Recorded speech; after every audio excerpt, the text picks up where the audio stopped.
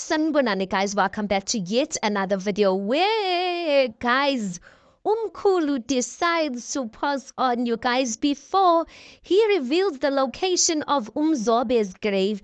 I'm just like, what an Umkhulu sileas. So anyway, we see Umabusi enters the room and she sees Umkhulu upulegile. He's there on the floor. So Umabusi rushes in and she's like, Mvelase, what's Caesar? Her husband runs in, uSiphamandla runs in. He's like, wenzakalani sithandwa sami, wenzenjani? Umabusi is like, angazi. She's trying to touch Umkhulu. She's like, akaphefumuli, suha ngimsize.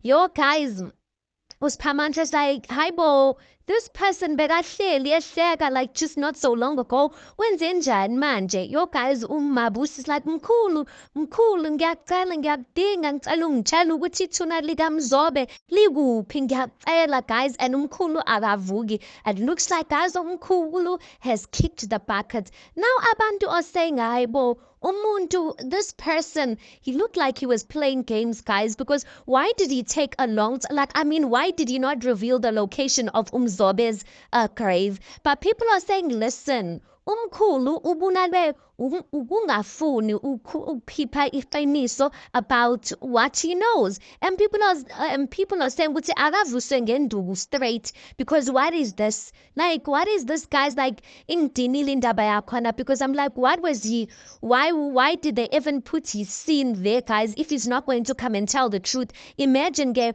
ufe neqiniso, and it looks like his death is going to bring much more drama with people blaming one another and Mabusi thinking ukuthi kunesandla semfene.